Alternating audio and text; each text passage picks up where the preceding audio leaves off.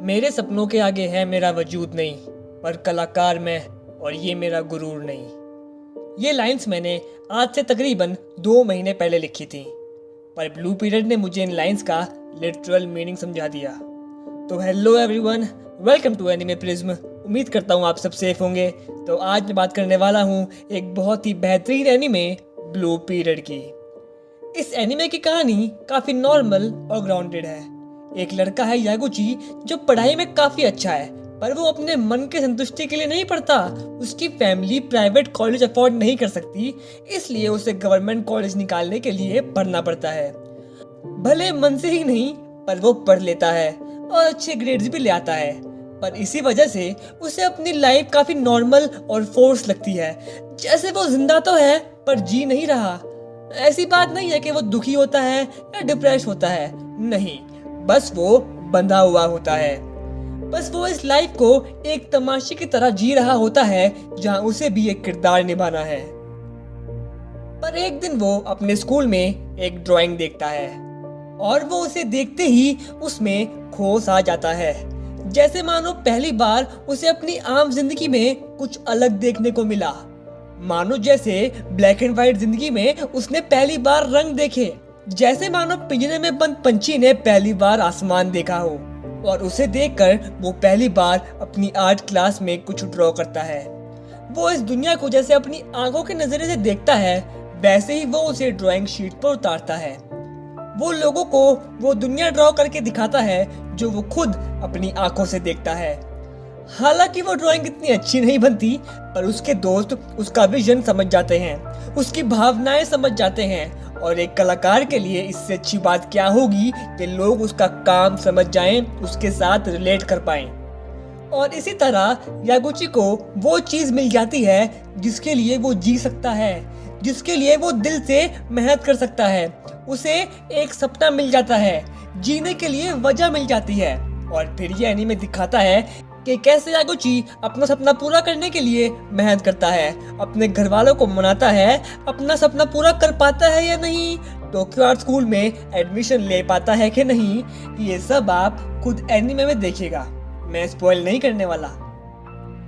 इस एनीमे की जो खूबसूरत चीज है वो है इसका रियलिज्म। सपोज करो you want to be an artist and इससे पहले आपने कभी आर्ट नहीं बनाई, बट आप मेहनत करो और कुछ महीने में एक सर्टेन लेवल तक पहुंच जाओ, जहां आपको लगे कि ओके, अब मैं अपने फेलो मेट से ज़्यादा पीछे नहीं हूँ, now I can do art as well. But एक दिन आपकी मुलाकात एक जीनियस से हो जो पहली बार कोई आर्ट बनाए और आपसे दुगनी अच्छी बना दे। आपका रिएक्शन क्या होगा? या तो आप डर जाओगे और सोच लोगे कि इसके लेवल तक तो मैं पहुंच ही नहीं पाऊंगा, क्योंकि अगर बिना प्रैक्टिस के इसका ये लेवल है तो प्रैक्टिस के बाद ये दुनिया ही हिला देगा। या फिर आप सोच लोगे कि जीनियस और आम इंसान में यही फर्क होता है, एंड आम इंसान को जीनियस से कंपैरिजन नहीं करना चाहिए। सेम इस एनीमे में भी होता है। एक जीनियस को देखने के बाद यागुची को लगता है कि एक जीनियस और उसमें यही फर्क है, वो कितनी मेहनत कर ले उस तक नहीं पहुंच पाएगा। बट फिर भी ये एनीमे हमें भी और यागुची को भी एक बहुत अच्छी सीख देता है कि हमेशा कोई आपसे ऊपर होगा और हमेशा कोई नीचे भी होगा। पर इसका मतलब ये नहीं कि इंसान मेहनत करना छोड़ दे, अपने सपने को भूल जाए। हाँ, माना कि यागुची जीनियस नहीं था, पर वो मेहनत करके, हार्ड वर्क करके अपने और उस जीनियस के बीच का फासला कम कर सकता था। और यागुची ये बात समझ जाता है और हार्ड वर्क करता चला जाता है। आउटकम क्या होता है वो मैं स्पॉइल नहीं करूंगा। ये एनीमे हमें दुनिया को देखने का एक नया नजरिया देता है।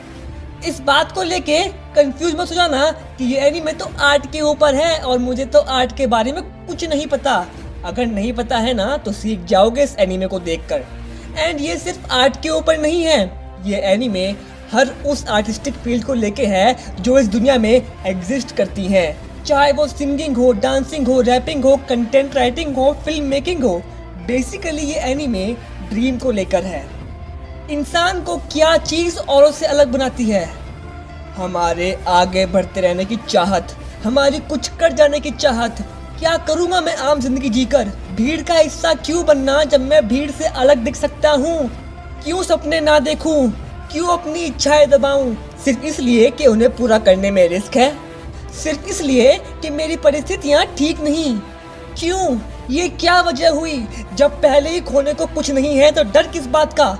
मुझे खुद पे भरोसा है, मैं लड़ूंगा, मैं गिरूंगा, मैं चोट खाऊंगा, पर मैं रुकूंगा नहीं, मैं बढ़ता रहूंगा, मैं मेरे सपने को बढ़ने नहीं दूंगा, मैं मेहनत करूंगा।